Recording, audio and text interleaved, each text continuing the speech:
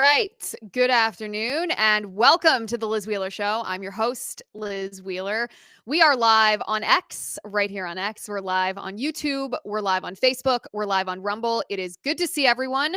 Happy to see everyone hopping on here. We're going to get right into the show today because I got to tell you, I meant to share this with you yesterday during the show, but we got so involved in Russiagate and unpacking Gina Haspel, former CIA director Gina Haspel's role in hiding the Russiagate report in that turducken vault in the CIA, that we ran out of time for me to share this with you. But I meant to share this with you yesterday because the reason that our shows this week are Tuesday, Wednesday, and Thursday instead of the norm, Monday, Tuesday, Wednesday, is because I think I mentioned I was on a long flight. I was on a cross-country flight because I had an event that I was participating in California. So I was on a flight from San Francisco all the way back to the East Coast. It was like a 6-hour flight.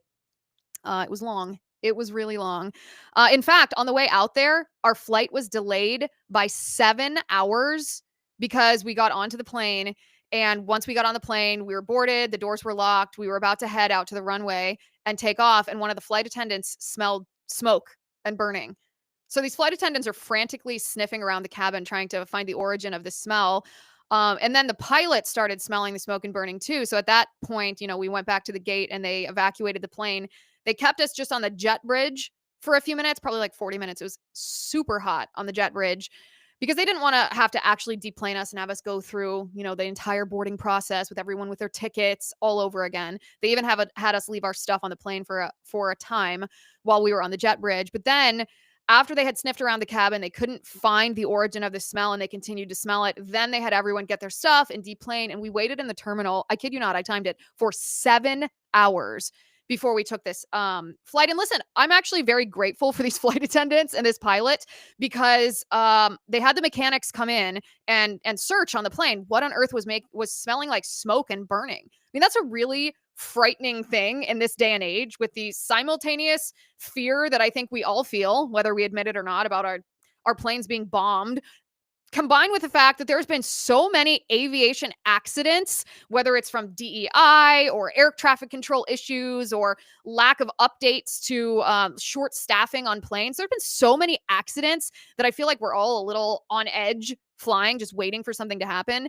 So to have the flight attendants and the pilots smelling smoke and smelling burning wasn't my favorite experience in the world. What they ultimately found is they found a Wi-Fi router in the plane that was on fire, or at least it was burning enough. I suppose fire creates smoke. So I don't know that they saw the physical flames, it was burning. And the flight attendant told me afterward, he was like, yeah, good thing that we found this because that could have caused a serious in-flight fire, which is wild. So yeah, the 7-hour delay was really brutal. I would say that the vast majority of people on that flight rebooked themselves because when we ultimately took that cross-country flight to San Francisco, it ended up being about 25 people total on the flight because most people had given up. But when I got to San Francisco, the material point of this story is it really hit me viscerally again over the weekend exactly what was done to us during COVID. And remember, I was a California resident during the COVID lockdowns. My husband and I didn't move back to the East Coast until mid-November of 2020. So from March to mid-November, we lived under the tyranny of Governor Gavin Newsom in California. And when I was in San Francisco this weekend, I was speaking at an event in Napa Valley, and we were driving back to the hotel after the event, and we drove past the French Laundry. Yes, that French Laundry. The very same restaurant where Gavin Newsom, during the lockdown in California, during COVID in 2020, where he was photographed violating his own lockdown orders, dining with his elitist friends while you and I were locked down, while he had us locked down under penalty of the law. You remember this photo? Look at that. We were told we had to social distance. We were told we had to mask. We were told we can't gather with people with more than 2 or 3 or 4 people. I had to carry my press pass with me when I was driving because we weren't sure if police were going to pull people over to make sure to enforce that we were on essential activities. And Gavin Newsom during that time was at the French Laundry, dining at the French Laundry. So when we drive past this in Napa Valley and I see this I think it was on my right, I was like, stop the car, stop the car, stop the car. We pulled over and I stood in front of the French Laundry and I was like, I would like to take a picture because to see it in person It's like the difference between reading about something, and you can be outraged reading about something, but when you see it in person, it just, it, the difference between, I guess, the hypothetical you would call reading about it versus the tangible, like you could feel it. I could smell it. It was so real, and it just hit me in the gut again. What was done to us during COVID? Listen, time passes quickly, and it's weird to think that that was 5 years ago. It's actually hard to fathom, in a sense, how much time has passed since then and how we've just put it in the past. We've gone on with our lives. It's almost the same kind of weirdness, except it's unnatural, but the same kind of strange feeling when a member of your family or a loved one dies, and the next days and weeks, life just goes on. And that's a hard part of grief when it's a loved one. But I suppose you could argue that's properly ordered because life and death are properly ordered. But I feel the same way when it comes to what happened during COVID, except in this case, it is not properly ordered to simply carry on with life without demanding accountability about what was done to us during COVID. And the reason that I'm bringing this up today is because there has been a recent development in our federal government that makes me fear that we are on track for that same abuse that was inflicted on us during COVID to happen again. And the reason why is because we have had zero accountability. Gavin Newsom himself is on some kind of tour trying to whitewash his radical history. He's trying to present himself as a centrist, this guy that's chummy with the right. He's interested in sitting down in a podcast studio and chatting with other people on the other side of the aisle just to see their viewpoints and understand them and find common ground. And it's such a lie. It's such a lie. This is a man who closed down churches in the state of California and mandated vaccines that did not go through rigorous testing, a totally new technology. A man who told us to stay in our house and wear a mask, who allowed his police officers in his state. I've told this story before, and so forgive me for repeating myself. I was sitting outside in the 75-degree weather that exists almost year-round in San Diego. I was sitting on a grassy hill. It's a park, but it's not a playground. It's just a hill. During the lockdowns to get some sun, I'm not going to stay in my home in the middle of the summer. The best disinfectant for a virus is to go out in the 75-degree sun. So I walk half a mile from my house in San Diego and go to the park. I'm sitting on the grassy hill, and a police officer on an ATV comes up to me and says, "Excuse me, ma'am, this park is closed. You're not allowed to be here." And I was like, "Oh, why?"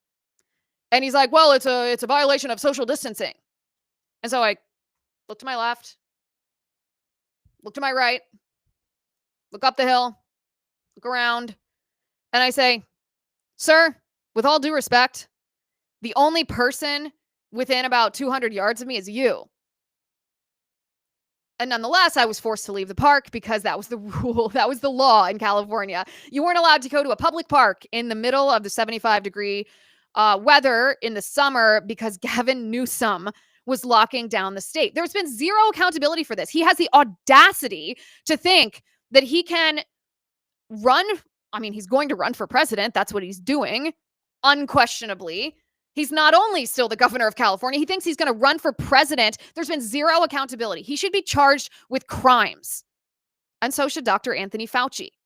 Now, Anthony Fauci was pardoned by Joe Biden as Joe Biden went out the door. However, we have recently come to find out that Anthony Fauci's pardon was not signed by President Joe Biden. It was signed by the AutoPen. The electronic machine that forges the signature of the president, that was not operated by the president himself, that we, the people, the voters, the citizens, have no evidence whatsoever and no confidence that Joe Biden even knew about what was put through that machine. I would argue that that pardon is completely invalid. And if I were the Trump administration, I would act as if that pardon was illegitimate. Because otherwise, you are actually extending legitimacy to the abuse that happened within the Biden White House, whether it was former First Lady Jill Biden's tyrannical gay fixer, Anthony Bernal, her chief of staff, who was reportedly the one who was in charge of the auto pen, whether it was him, whether it was somebody else. If we act like their actions with that auto pen were valid, then we are legitimizing that kind of abuse. Anthony Fauci should be charged at the very least. And let me say that again, at the very least, with perjury for lying to Senator Rand Paul during a Senate hearing. Anthony Fauci was under oath. Rand Paul asked him about his illegal funding of gain-of-function research, which is illegal in the United States. Anthony Fauci gave a contract from the NIH. You know about this, and I know you know about this. He gave your taxpayer money from the NIH to a group called Eco Health Alliance, run by a man named Peter Daszak, who last time I checked had blocked me on X. I wonder why. Maybe because I report on his actions. Eco Health Alliance subcontracted that grant to the Wuhan Institute of Virology for what? For gain-of-function experiments on bat-derived coronaviruses. And when Senator Rand Paul confronted Anthony Fauci with the reality, the money trail, the evidence, the proof, the smoking gun, Anthony Fauci lied about it and said, oh, that's not gain-of-function. You don't have to be a scientist, Dr. Fauci. We don't have to be scientists to see that when you juice up a virus so that it is more infectious, more transmissible, more deadly to humans because of your juicing it up in the lab, that is the definition of gain of function. And that is what you used, American taxpayer money. You sent it through this convoluted trail so that maybe you thought you could disguise it, and it went all the way to China, and then look what happened.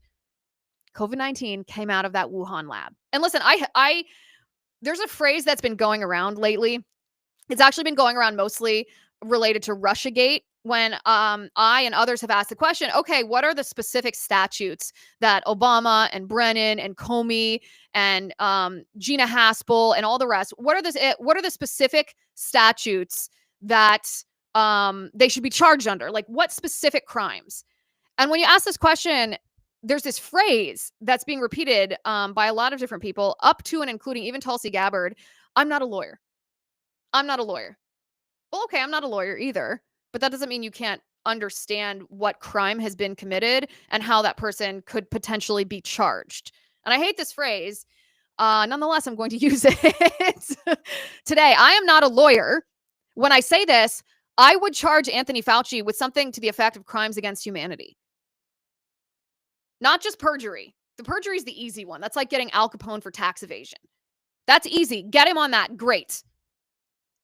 But what Anthony Fauci did, if you want to know the depth and the breadth of Anthony Fauci's deceit and his hatred of humanity, then you should read Bobby Kennedy's book called The Real Anthony Fauci. Listen, this book is crazy. I think I have it on my bookshelf.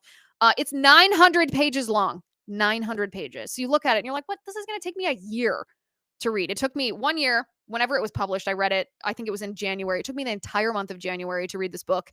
900 pages with utterly thorough citations. It's riveting. And it's also horrifying.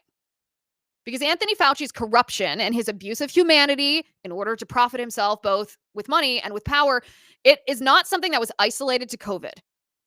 This was a pattern in his behavior that spanned his entire career. Read the book. Highly recommend it. Wait until you learn what Anthony Fauci did during the AIDS crisis. Yeah, people don't talk about that anymore. What role did Anthony Fauci play in the AIDS crisis? Read the book. Learn how Anthony Fauci's actions then, arguably, and I think that this is a fair argument, led to widespread and preventable death. If Anthony Fauci can't be charged, the material point is, if Anthony Fauci cannot be charged, if government officials who at this very moment have the power to hold Fauci accountable refuse to do so, then we don't live in a just society. Arresting Anthony Fauci is a necessity if we are to live in a just society. It is a moral imperative for justice. And I warn you today that the institutional structure in our federal government is on track to allow a repeat of what we suffered at the hands of our government officials in the name of COVID back in 2020. Again, this hit me in the gut. It felt like a sledgehammer. I fly into San Francisco to speak at an event. I'm driving through Napa Valley, which is where the event was. I see the French Laundry. I immediately think, holy cow, this is the same restaurant where Gavin Newsom dined with his snobby elitist friends, because the rules don't apply to him. They only apply to you, you sorry people. They don't apply to the rich and the powerful, the politicians. And I thought, what is going to stop these people from doing the same thing if they were never held accountable for what they did in the first place? And unfortunately, a recent development in our government, it could allow this to happen again. And I say this with all due respect to both President Trump and Bobby Kennedy Jr. I think they're both doing outstanding, extraordinary work. But the frightening reality is that the deep state, the big pharma interests, are still deeply embedded in our federal government. And they're hard at work to protect their pocketbooks at your expense. Case in point, a new CDC director has been confirmed. Susan Monarez was confirmed by the United States Senate. She will now run the CDC. This comes, before we even get into who Susan Monarez is, this comes on the heels of the withdrawal of President Trump's first nominee for CDC director. Originally, President Trump nominated a former congressman by the name of Dave Weldon. He's a medical doctor from Florida. Dr. Dave Weldon was nominated to be CDC director, and a lot of people didn't know a lot about him because he's not a current player. He was a congressman back in the early 1990s, and the Senate refused to confirm him. He didn't even have a confirmation hearing. He didn't even have a vote because he was a no-go in the United States Senate. Why? He was a no-go in the United States Senate because back in the early 1990s, he dared to question vaccines. Are they safe? Have they been properly tested? Is there a correlation between them and other epidemics of things that we see in our children today? And because he dared to ask those questions in the 1990s, today, 30 years later, the Senate refused to confirm him. And instead, we got Susan Monarez. Susan Monarez, who less than 1 month ago said this in Congress about mRNA vaccines for children. Take a listen. Any thoughts about the safety of mRNA vaccine in general? The FDA has, in the production of the COVID-19 vaccine, had approved the mRNA vaccines as safe and had demonstrated efficacy associated with them. So you would not be prejudiced from the get-go against such a platform, such a vaccine built upon a platform, whether it's for COVID, flu, for Lyme disease, or anything else? That is why I have no a priori prejudice against the mRNA platform or any other approach that is being taken to develop vaccines. And that is why we have safety and efficacy standards that the FDA puts in place for any of these medical product trials to ensure that anything that is being developed, we can have the confidence that we can put it in ourselves and our children, our family members. So then you, as the CDC director, responsible for setting the ACIP agenda, would not shrink from the recommendation of such a vaccine. Would you also recommend that the 17 members be constituted with those who actually have experience with mRNA research and could know both sides of the safety discussion? Yeah, we absolutely need highly trained scientists and medical professionals to be able to participate in the ACIP meeting. If they don't have deep technical knowledge in mRNA, they have to be able to understand complicated scientific information, and they have to have the temerity to ask questions to make sure that they have clarity of understanding of information that is being presented to them. So let me ask you, do you have a problem with what she said? Does she instill confidence in you that the CDC is not going to be beholden to big pharma interests? Does she seem like a scientist who's able to synthesize complicated medical information? Or does she seem like the same old in the public health administration in our country? Someone who, without randomized clinical trials, ignoring the evidence the surveillance evidence, the post-marketing surveillance evidence of what happened to the children who were given this medical product. She seems like someone whose advice you want to be dictating healthcare for our children in our country. And by the way, Spencer, if you can bring up a still of that video and show that senator who was questioning her on the screen for a moment. You don't have to play the video, just show it as a still. This senator is a Republican senator. This is Senator Bill Cassidy. Senator Bill Cassidy is one of the biggest villains in the United States Senate when it comes to dangerous medical products being forced on our children. That guy.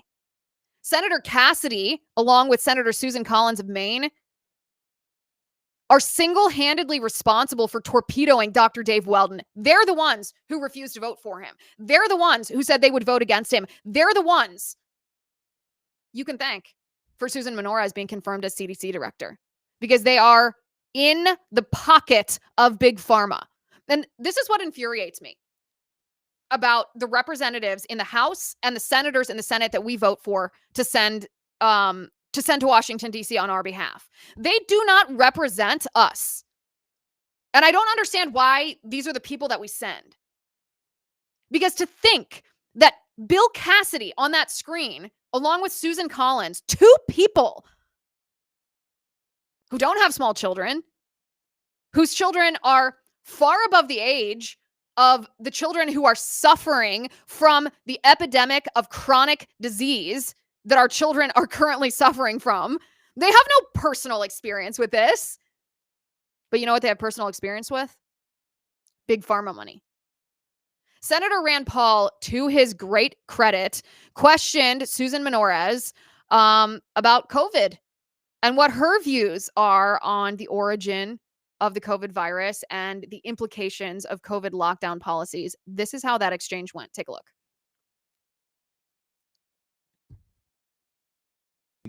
And told him to take down. Francis Collins infamously emailed Anthony Fauci and told him to take down 3 prominent scientists. The implication was use whatever means, use the media, use reporters, but damage their reputations. One of these scientists is now the head of NIH, Jay Bhattacharya.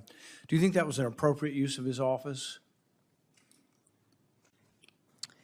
So I'm not familiar with that particular encounter, but we need to make sure that we are open to letting the science. Is it an appropriate use of the office for Francis Collins to have emailed the head of NIH and say take down scientists that he disagreed with? We need to make sure that we are open.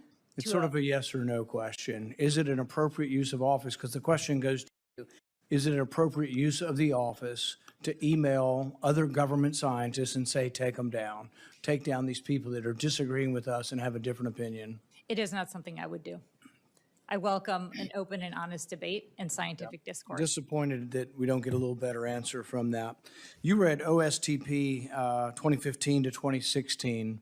Was any of the research between Ralph Barrick and WIV, the Wuhan Institute of Virology, subject to the pause on gain of function during your period of time there?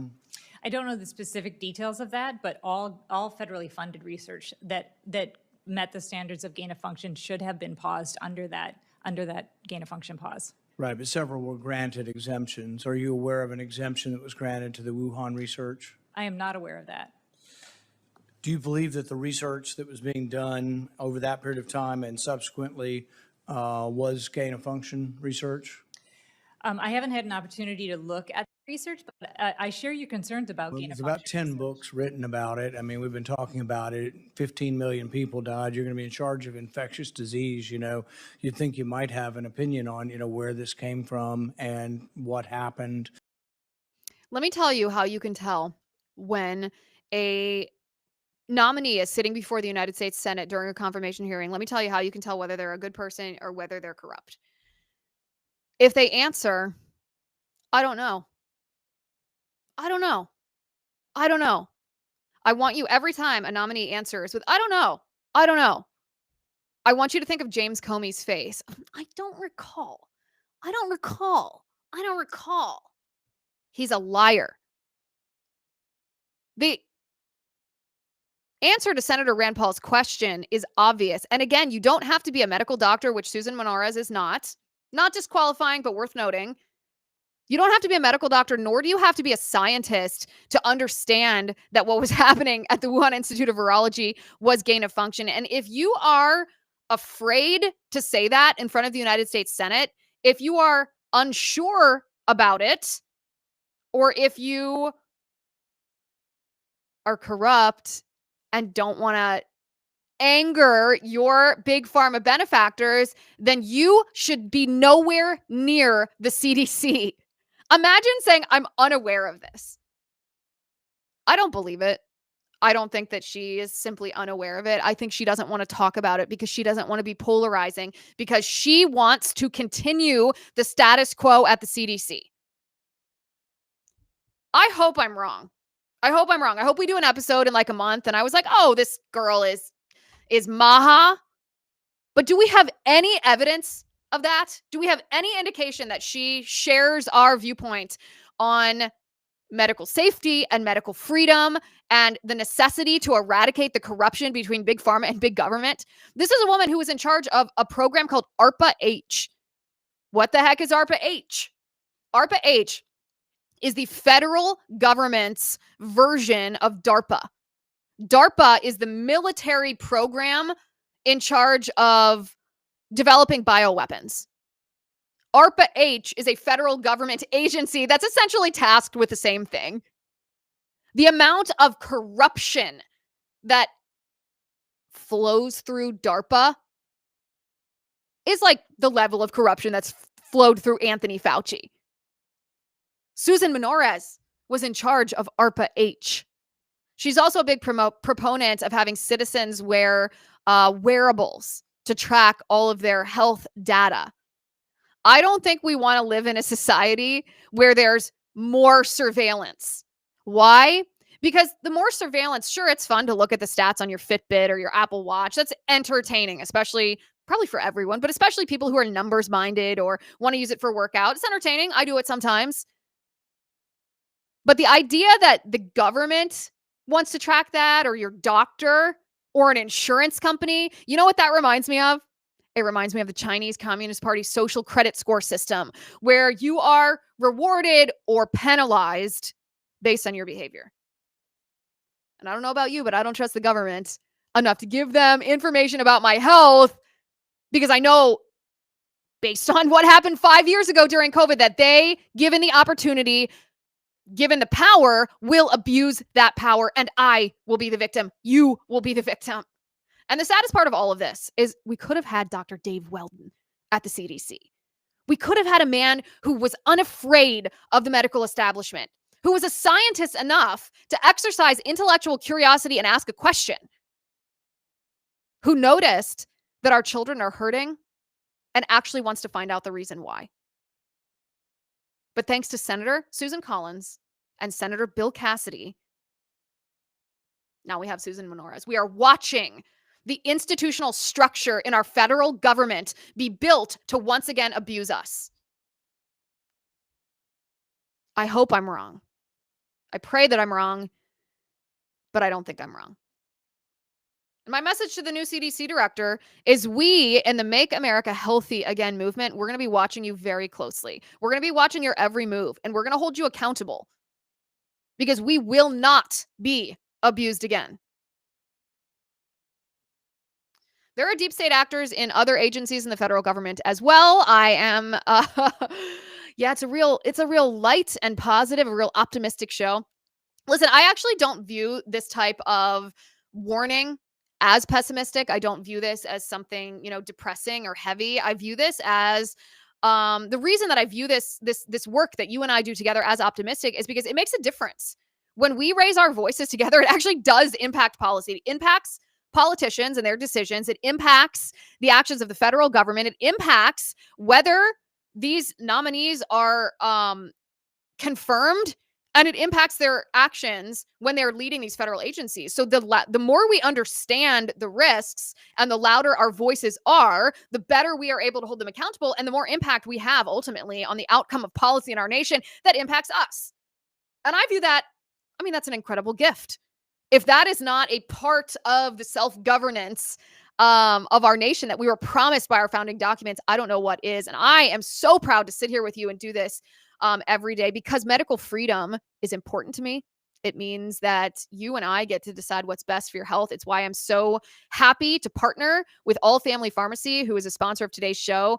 You should decide what you want to do about your health. Not the government, not Big Pharma, not Dr. Fauci, not Susan Monarez, certainly not your insurance company. That's why I love what All Family Pharmacy is doing. They're changing the way that people get their medications. No insurance, no gatekeepers, just fast, affordable access to the medications you trust, shipped right to your door. Here's how it works. First, you go online to their website and you select the medications that you need. Then a licensed doctor reviews your order and writes the prescription. And then your medications ship straight to your door. It's just that simple. That's all there is to it. And they've got all the essentials. They have medications that have been subject to political gatekeeping, like ivermectin and hydroxychloroquine. They have antibiotics, which are always at risk of short supply, given the fact that we rely on China for most of our antibiotics. If you're into biohacking, they have the biohacking essentials like NAD and methylene blue, and over 200 other medication options. And yes, every single order includes a prescription for you. If you believe in medical freedom like I do, this is your kind of pharmacy. Check them out. Go to allfamilypharmacy.com/Liz and use code Liz10 to save 10% off your order. That's allfamilypharmacy.com/Liz, code Liz10. All right, Laura Loomer out with a big report exposing deep state actors who have infiltrated the Trump administration. And we're not talking about the first Trump administration, like we've been talking about with Russiagate. We're talking about the current Trump administration. This is an exclusive from Laura Loomer. She writes, dozens of anti-Trump officials from the CIA and the NSC, that's National Security Council, who signed a 2019 national security letter condemning President Trump, which accused him of being a national security threat, still have their security clearances. And some of these people still work in the second Trump administration as federal employees and or government contractors. She writes, why the Trump administration must revoke the security clearances of the 2019 anti-Trump national security letter signatories. In a decisive move upon taking office, the Trump administration revoked the security clearance of 51 individuals who signed the 2020 Hunter Biden letter, citing misuse of their positions of trust and abuse of their security clearances to interfere in a U.S. presidential election to benefit Joe and Hunter Biden. However, Loomer writes, I have discovered that many other CIA and national security officials who endorsed the 2019 National Security Action Letter against Trump still hold their security clearances. And some of the individuals still work inside the Trump administration or as government contractors where they are getting rich off their security clearances. The 2019 letter falsely accused President Trump of having, quote, leveraged the authority and resources of the highest office in the land to invite additional foreign interference into our democratic processes, end quote. The letter also called for impeachment proceedings against President Trump while he was a sitting U.S. president. Several signatories also made public allegations against Trump, raising concern about his handling of U.S. national security. Some of these individuals who signed the 2019 letter still remain embedded in U.S. government roles or work for contractors where they are drawing substantial salaries while they undermine the Trump administration's agenda. These people are sleeper cells of the deep state, Loomer writes, and their goal is to obstruct efforts to align federal operations with Trump's vision for America. The spreadsheet below, Loomer writes, consists of individuals who signed the 2019 letter who still hold their security clearances. They're listed in yellow. Those listed in yellow are orange, are individuals who have a security clearance and are still working in the Trump administration despite signing the anti-Trump letter in 2019. Every single person on this list who is working inside the Trump administration should be fired. And every single person on the list who signed the letter who isn't working in the Trump administration should have their security clearance revoked so they can't get rich off a president they hate. And she says, see receipts below. The list is enormous of the number of people who signed this letter who still have their security clearance. And this is a good point she makes. Not only are there some of these individuals who are within the Trump administration, which means it's essentially like having, James Comey in your administration working against you. But the people who aren't working in the Trump administration are still in jobs or as consultants or contractors because of that security clearance. Take it away from them. Laura Loomer certainly has the ear of the White House. President Trump has called her a strong person, and he's right. Because Laura Loomer is doing the work that no other journalist seems interested in doing, which is actually investigating the people who are staffing the Trump administration. I had Laura on my show a couple months ago, And she said that, President Trump has tried to hire her a couple of different times, but there's always been somebody within the Trump administration who has put the kibosh on her employment with the Trump administration. You have to wonder who that is, because this girl is doing more with her X account to protect President Trump from insider threats than anybody else that I can think of. And thank goodness that despite the fact that President Trump has thus far allowed people around him to veto hiring Laura Loomer, she hasn't stopped doing the work, because not only is she loyal to President Trump, she cares about our country. And these people, of course, should be fired. Of course, they should be fired and publicly humiliated.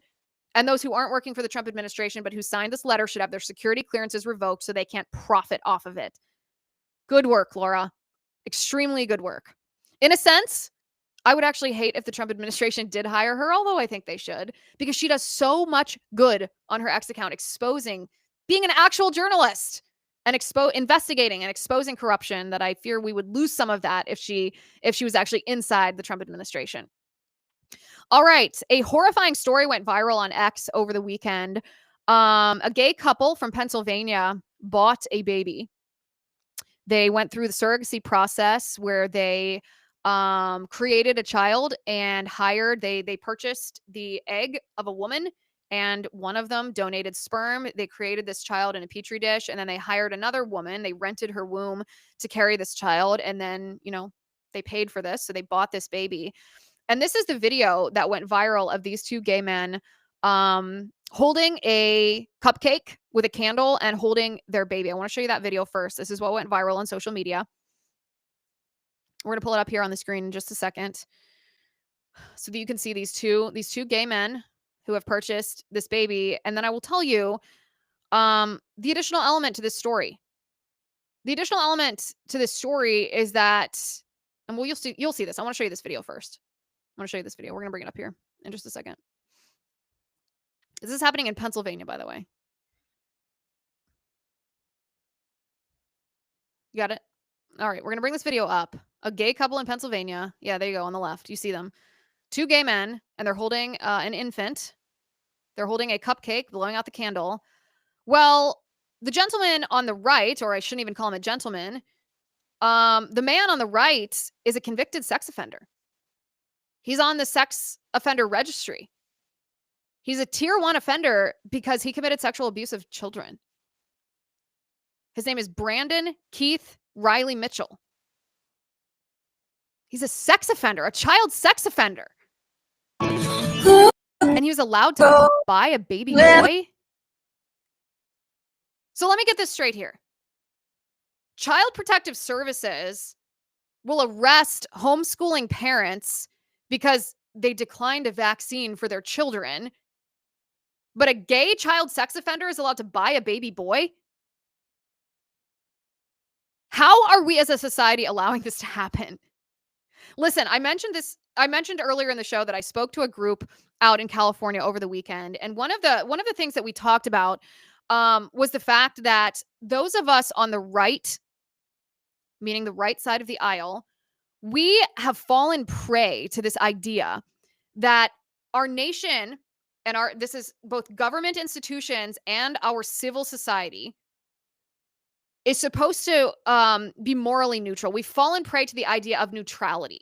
That, for example, that you can send your child to a public school, and a public school is not supposed to instill any specific values. They're just supposed to teach reading, writing, arithmetic. And we on the right have fallen prey to this idea that neutrality is a thing, when the reality is that neutrality doesn't exist. The reality is the dominant moral code of a society is either going to be theirs, the opposition, or ours. It's not going to be this neutral middle ground, and then they can pick how they want to live and we pick how we want to live. No, that's utopian. That doesn't exist. And we on the right have fallen prey to the idea of neutrality, while the left has always been fighting for their values, not just to be tolerated, not just for them to be included in society, but to be forced on everyone in society. And what I said when I was talking to this group in California, I said, we on the right have to be we have to have the courage, because sometimes it's uncomfortable, to define what's wrong. And it's pretty easy in a case like this to define what's wrong. It's absolutely unbelievable. It's unacceptable. It's disgusting that a gay sex offender who committed sex crimes against children is allowed to buy a baby boy. It's pretty easy to say that that's wrong. The challenging part for us on the right is we also have to be able to define what is right. And sometimes defining what is right is uncomfortable. But let me tell you, if we don't do that, if we don't define what is right as we are identifying what is wrong, then we are not going to defeat what is wrong. We not only have to define what is right, we have to codify it. And what is right in this situation is not just the obvious that a sex offender should be prohibited from buying a baby boy. That should be obvious no matter where you fall on the political spectrum. But we have to be able to codify what is right by defining what is right. And in this case, what is right is that a child deserves both a mother and a father. A child is not a commodity. A child is not a product to be created and purchased as an accessory for someone who is leading a deviant sexual lifestyle. A child is created in the image of God, and a child is born of a mother and a father because their love, representative of the love of the Trinity, the eternal exchange of love of the Trinity, the love of a husband and a wife begetting another life from that love, is our representation of the Trinity on earth. It's how God communicates to us so that we can understand the mystery of the Trinity. And when you break the elements of that apart, when you redefine marriage and include gay marriage, it's a desecration of marriage because of what marriage is, a representation of the Trinity. And it's not only harmful for this child to be ripped from his mother and to be purchased as a commodity and to be placed in a dangerous household with a convicted child sex offender. All of those things are obvious.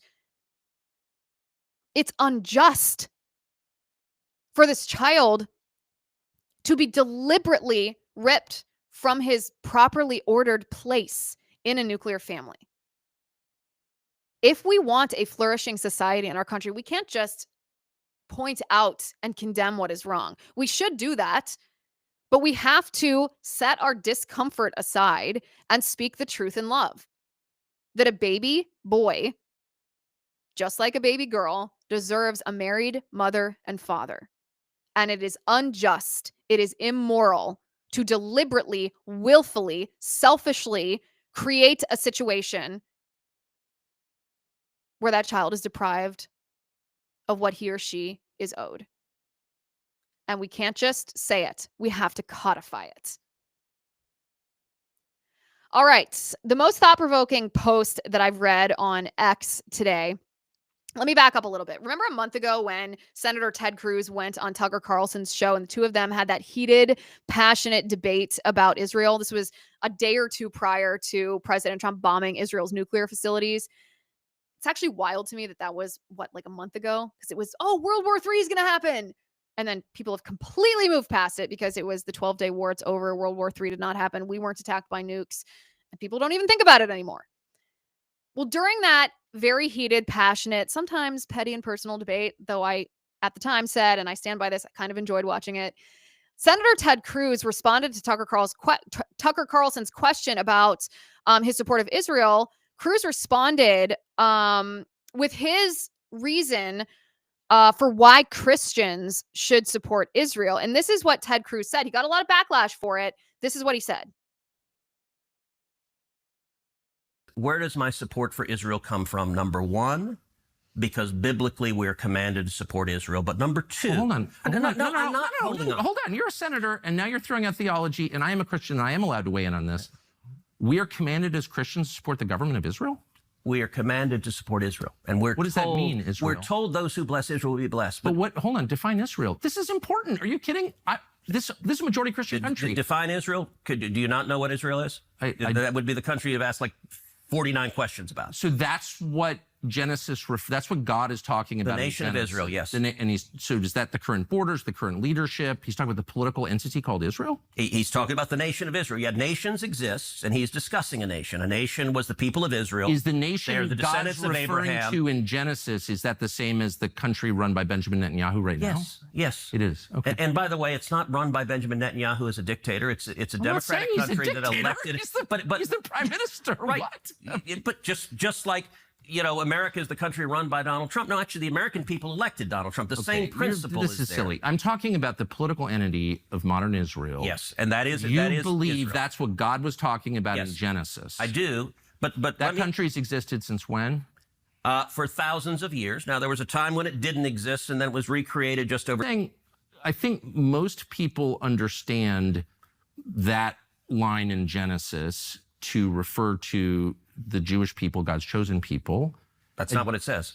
Okay, Israel, but you don't even know where in the Bible it is. So I don't know if we can. I don't remember the scriptural citation, but okay, I keep. It's like Genesis 16 or something like that. But yes, it's in the earlier part of the book. But the point is, all right, Tucker, you keep interrupting me before I finish my sentence. It's just important to know what you're talking about. I don't know what so you're saying as a Christian, if I believe in Jesus, I have to support the modern state of Israel? No, I'm not saying that.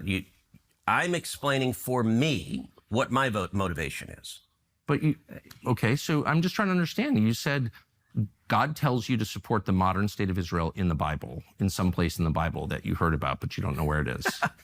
That's your theology? You're going back, am I a sleazy feline again? I mean, if you accuse me of anti-Semitism again, I will say that, but I don't think you will. Try to be a little less condescending. I'm trying to have a conversation. Condescending. You're throwing this stuff out, and it's my job to figure out what you're talking about, but I don't understand. But you're not letting me.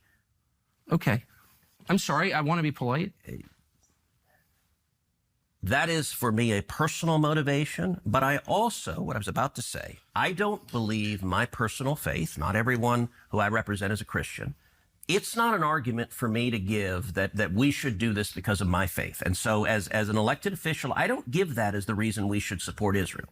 That is a personal motivation for me, but I don't think it is the reason we should. The reason that I am the leading defender of Israel is because Israel is our strongest ally in the Middle East, an incredibly troubled part of the world, and supporting Israel benefits America. I was hoping you had some of the Alex Jones. Okay. What's funny is the first time I watched that when it came out, I thought it was kind of amusing the way that they were, you saw it, their dynamic, their sort of petty dynamic. But now upon watching this a second time, I find it kind of annoying. The point of the reason that I'm showing you this today is I didn't actually weigh in on this part of the interview the day that I saw it. There were a lot of people that weighed in on Ted Cruz's comment about Israel and Christians being blessed if they support Israel. There were a lot of people that weighed in immediately, and I didn't weigh in immediately. We've talked before about, sometimes I, see what's happening or know things behind the scenes, and I can tell you in real time, how it works because of what history has shown us or what I know from my own observation or what I know because someone on the inside has told me. But sometimes it's better to take a moment and not offer a hot take and put a little study and thought into the issue before you contribute or before I contribute. And that's the case in this scenario. I didn't weigh in on the theological comment that Ted Cruz made because I wanted to think about it. I wanted to put a little study into it. And so today I wanted to bring this back up to everybody's attention because I do have something to contribute to this. First of all, what Ted Cruz is espousing is a theological doctrine called dispensationalism. And that is not a Catholic doctrine. As you know, I'm a practicing Catholic, devout Catholic. Ted Cruz, I believe, is not only evangelical, I think he's Baptist.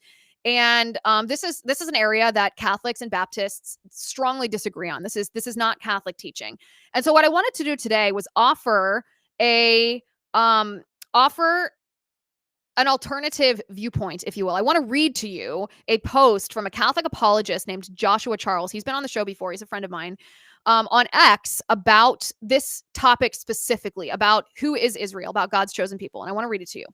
Joshua Charles said, let me back up, actually. There's a pastor by the name of Greg Locke, and this is who Joshua Charles is responding to. But Greg Locke, let me read you his post first. Greg Locke said, replacement theology is bogus garbage. To say that the church, meaning the Catholic Church, replaced Israel is reckless, ignorant, and sloppy heresy that calls God a liar, delegitimizes his promises, disrespects clear biblical teaching, and allows for utter disobedience and rebellion to God's word. It's evil. So Joshua Charles responds to that by saying the church, meaning the Catholic Church, did not replace Israel. Replacement theology is another one of those absurd terms intended to bring thought to an end and scare people into submission to heresy. Far from, quote unquote, replacing Israel, the church became Israel. Israel became the church. Israel was for millennia waiting in expectation that it would be fulfilled. And finally, it was in the church. The church fulfilled Israel because it is, in the fullest sense, Israel. Ethnic ties to Abraham and following an old law that prophesied, commanded that the Messiah and the new law he would promulgate should be obeyed will not get you to heaven. Becoming a child of Abraham by the grace of adoption through regeneration wrought by the Holy Spirit will. That same standard applies equally to Jews and Gentiles. Absent a rebirth and recreation of your human nature, no man will enter into eternal life. The circumcision of the flesh doesn't do this. The circumcision of the heart, found only in the new covenant, does.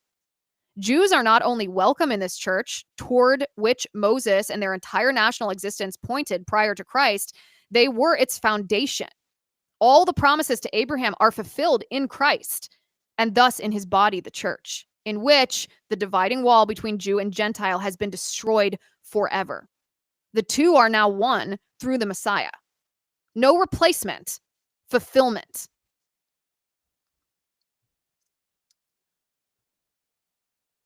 I didn't weigh into this originally when Tucker Carlson and Ted Cruz had this argument because I wanted to take a moment and put study into this. And Joshua Charles has articulated the Catholic viewpoint on Israel. Now, I would also like to add Christians, and this is both evangelicals, Protestants, and Catholics, probably especially Catholics for the purposes of this comment.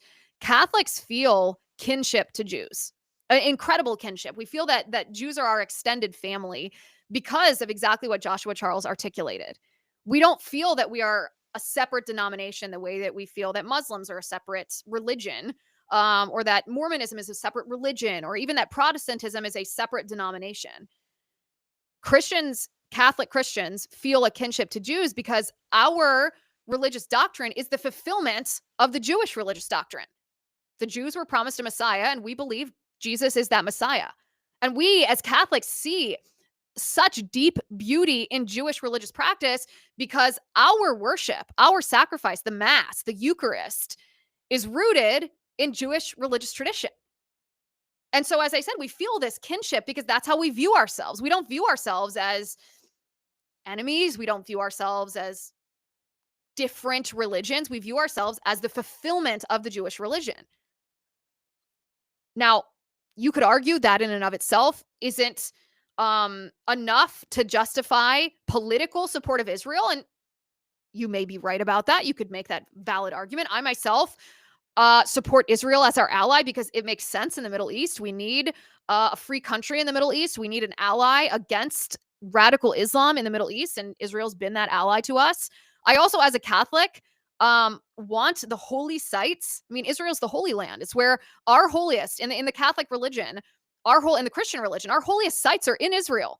And I want those preserved. And if Israel were to be decimated, if Muslims were to take over Israel, do you think that our holy sites where Jesus walked and rose from the dead and died on the cross, do you think that those would be preserved by Muslims? I don't think so. So there are purely political arguments to be made for, support of Israel, which is probably how I would primarily categorize my history of support, because it makes sense to have allies around the world, and Israel as an ally in the Middle East seems sensible. All that being said, the comment that Ted Cruz made to Tucker Carlson, you could view it as a separate issue if you want. Ted Cruz, of course, was making the argument that it's Christians' duty to support the state of Israel because in the Bible, God says those who support Israel will be blessed. And that, as a Catholic, I view as somewhat faulty theology. The actual Christian view of Israel and God's chosen people is somewhat separate from the state of Israel, but is best articulated by Joshua Charles. So he wins. He wins the award of most thought-provoking and clarifying ex-post for today. Okay. We have a couple of questions in the live chat. April says, we have a political system that awards the highest offices to the most ruthless, the most cunning and selfish of mortals. Yeah, unfortunately, given the very public nature of public office, and I'm not advocating that it be private, maybe this is begotten of media, although it seems that there was an element of human nature that even before the advent of mass media, being in public office drew such personalities. You have to be a certain personality to want to subject yourself and your family to the intensity, the visceral hatred that you will get if you serve in public office. And it tends to draw, not always, but it tends to draw self-aggrandizing people, weird people, people who want power and money at almost any cost, and good people. The most solid, devout people in our nation are just living their lives, sanctifying their families, worshiping God, making a living, living in the suburbs somewhere. And they're the people that probably would run our country the best. And yet they have no desire to serve in public office because of what that would mean for the family that they are trying to sanctify.